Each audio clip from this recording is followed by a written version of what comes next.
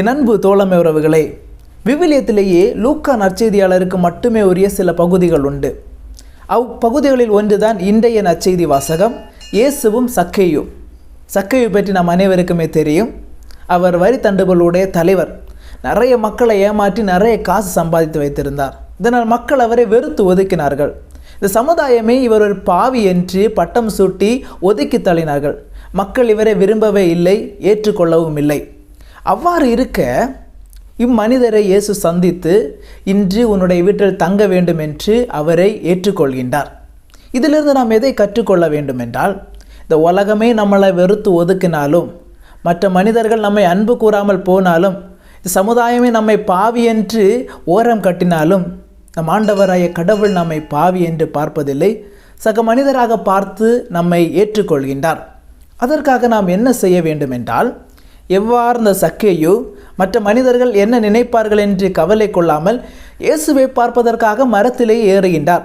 அதே போல மற்ற மனிதர்கள் என்னை ஏற்றுக்கொள்ளாமல் போனாலும் ஆண்டவர் என்னை ஏற்றுக்கொள்வார் என்று ஆண்டவரை நோக்கி வருகின்ற பொழுது, அதாவது ஆண்டவரை நோக்கி நான் 2 அடி எடுத்து வைக்கின்ற பொழுது ஆண்டவரை கடவுள் 4 அடி எடுத்து வைத்து நம்மை அள்ளி அரவணைக்கின்றார்.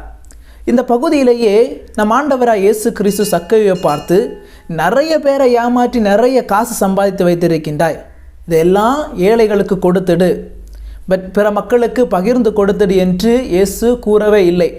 ஆனால் அவர் கேட்டது ஒன்றே ஒன்றுதான், சக்கேயுவை இறங்கி வா, இன்று நான் உன் வீட்டில் தங்க வேண்டும் என்று அவர் கேட்கின்றார். அப்போது சக்கேயு ஆண்டவராய் இயேசு கிறிஸ்துவை ஏற்றுக்கொண்டு அவருடைய வீட்டிலே அனுமதிக்கின்றார். அவர் எப்போது ஏற்றுக்கொண்டாரோ அந்த நொடி பொழுதே அவருடைய வாழ்க்கை முற்றிலுமாக மாறப்பட்டது. அவர் மீட்பை பெற்றுக்கொண்டார். அதே போலத்தான் இன்று நம் ஆண்டவராய் இயேசு கிறிஸ்து உங்களையும் என்னையும் பார்த்து கேட்கின்றார், உன்னுடைய இதயத்திலேயே நான் தங்க வேண்டும், எனக்கு இடம் கொடுப்பாயா?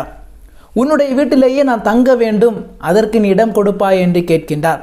நான் எப்போது இயேசுவை அரவணைத்து அவரை ஏற்றி என்னுடைய வீட்டிலேயே தங்க வைக்கின்றனோ அப்போது நம்முடைய வாழ்க்கை முற்றிலுமாக மாறுகின்றது, நாமும் மீட்பை பெறுகின்றோம்.